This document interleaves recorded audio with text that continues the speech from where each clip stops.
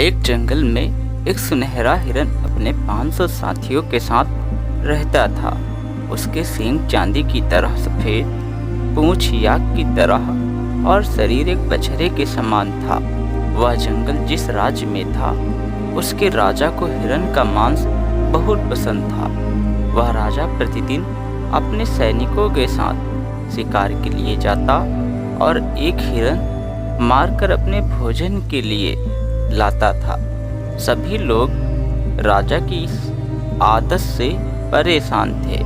उन्होंने सोचा कि जंगल के सारे हिरणों को इकट्ठा करके राजा के बगीचे में बंद कर दिया जाए। सभी लोग राजा के पास पहुंचे और कहा, महाराज, प्रतिदिन शिकार पर जाने से समय खराब होता है और काम का भी नुकसान होता है। इसलिए हमने आपके बगीचे में हिरणों को बंद कर दिया है। अब आपको शिकार के लिए प्रतिदिन जंगल नहीं जाना पड़ेगा और खाने के लिए हिरन भी मिल जाएगा। इस प्रकार लोग प्रतिदिन शिकार पर जाने से बच गए। वह सभी बहुत खुश थे। राजा ने जब बगीचे में उन हिरणों के बीच एक सुनहरे हिरन को देखा तो उसे बहुत पसंद आया। राजा ने सुनहरे हिरन को जीवन दान दे दिया। अब राजा प्रतिदिन बगीचे में अपना धनुष बाण लेकर जाता और एक हिरन को मारकर ले आता। जब राजा बगीचे में जाता तो उसे देखकर हिरणों में भगदड़ मच जाती, जिससे एक दो हिरन और मर जाते थे। यह देखकर सारे हिरन सुनहरे हिरन के पास जाकर बोले, जब हमें मरना ही है तो हम राजा के तीर से क्यों मरे? हम एक एक करके अपने आप ही राजा के पास चले जाएंगे। सुनहरे हिरन ने यह बात राजा को कही तो राजा इस बात पर सहमत हो गया। इस प्रकार एक एक करके हिरन राजा के पास जाने लगे। एक बार एक गर्भवती हिरनी की बारी आई। वह सुनहरे हिरन के पास गई और कहने लगी, आज मेरी बारी है। मैं और मेरा बच्चा दोनों ही मारे जाएंगे, इसलिए आज आप मेरे बदले किसी और को भेज दीजिए।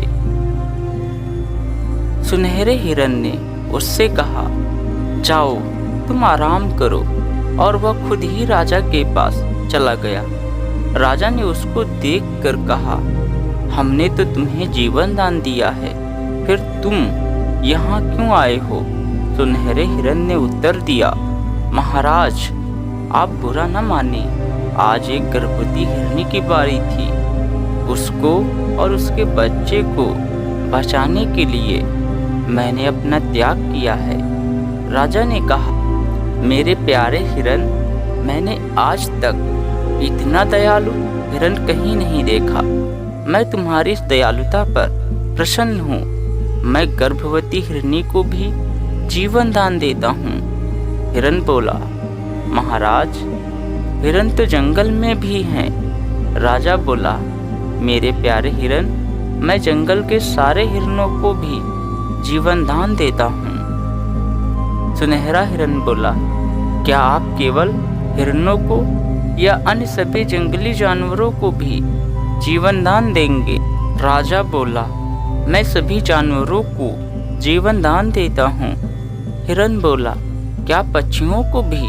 राजा बोला, हाँ, मैं सभी छोटे बड़े पशु पक्षियों को भी जीवन दान देता हूँ। हिरन ने राजा को धन्यवाद दिया। इस प्रकार उसने सारे पशु पक्षियों को बचा लिया।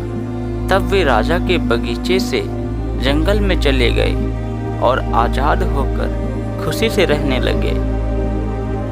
तो दोस्तों, इस कहानी का मूल मकसद यही था, यदि आप जीवन में त्याग करते हैं तो उसका फल भी आपको मीठा ही मिलता है। जैसे हिरन ने अपने जीवन का त्याग करने का निर्णय लिया, जो कि एक बहुत बड़ी बात होती है। उसे इसका फल यह मिला कि उसका तो जीवन नहीं गया, किंतु उसने हजारों जीवों का जीवन बचा लिया। यदि वह अपने जीवन के त्याग का निर्णय न लेता तो शायद राजा अन्य सभी जानवरों को जीवनदान न देते। फिर मिलेंगे एक नए वीडियो।